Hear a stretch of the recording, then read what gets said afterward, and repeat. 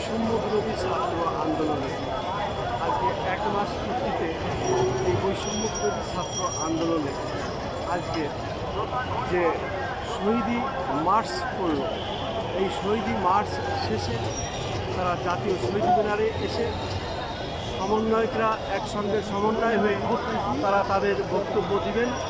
এবং আমরা দেখতে পাচ্ছি জাতীয় শহীদ মিনারের আশপাশ লাখ লাখ ছাত্রছাত্রীদের সাধারণ জনগণের দল।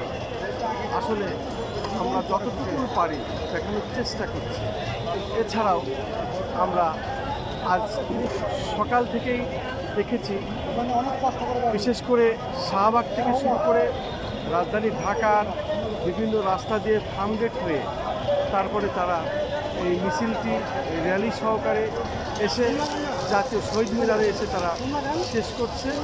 এবং এখনই সমন্বয়করা বক্তব্য দিবেন এবং আশপাশে যে জায়গা চারিপাশেই লাখ লাখ জনতা এবং সাধারণ ছাত্রছাত্রী সহ আমরা দেখতে পাচ্ছি।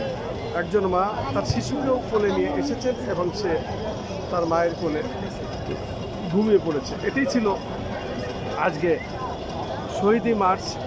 এবং এই শহীদি মার্চে যারা এখানে শরিক হয়েছেন সেসব লোকদের আমরা দেখতে পাচ্ছি নারী পুরুষ সম্মিলিতভাবে এখানে এসেছেন। আমরা দেখতে পাচ্ছি জাতীয় পতাকা উড়িয়ে এভাবে তারা শহীদদের সম্মান জানাচ্ছেন। বিশেষ করে বিভিন্ন শ্রেণী পেশার মানুষেরা এখানে এসেছেন এবং যারা এখানে এসেছেন প্রত্যেকেই এখানে জাতীয় পতাকা কেউ মাথায় বেঁধেছেন, কেউ হাতে রেখেছেন, কেউ বুকে রেখেছেন।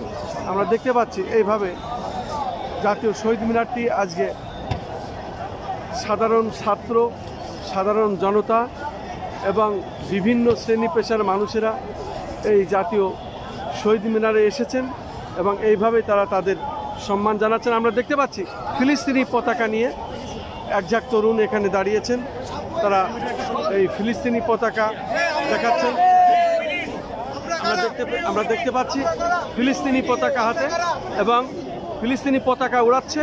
আমরা এই ছাত্র আন্দোলন যারা করেছিলেন তারাই আজকে আবার জাতীয় শহীদ মিনারে আমরা এটা দেখতে পেলাম। এইভাবে আমরা দেখতে পাচ্ছি এইভাবে। শুধু দর্শক, আজকে মোটামুটি রাজধানী ঢাকার বিভিন্ন এলাকা দিয়ে রাস্তা দিয়ে তারা মিছিলটি করেছে, র্যালিটি করেছে এবং র্যালি শেষে তারা এখন জাতীয় শহীদ মিনারে এবং এই জাতীয় শহীদ মিনারে তারা এখানে কিছু বক্তব্য রাখলেন। এবং যেহেতু লাখ লাখ জনতা, সাধারণ ছাত্র সহ সাধারণ জনতা, বৃদ্ধ আবাল বনিতা, সে কারণেই আসলে এটা ভালো অতটা বোঝাও যাচ্ছে না।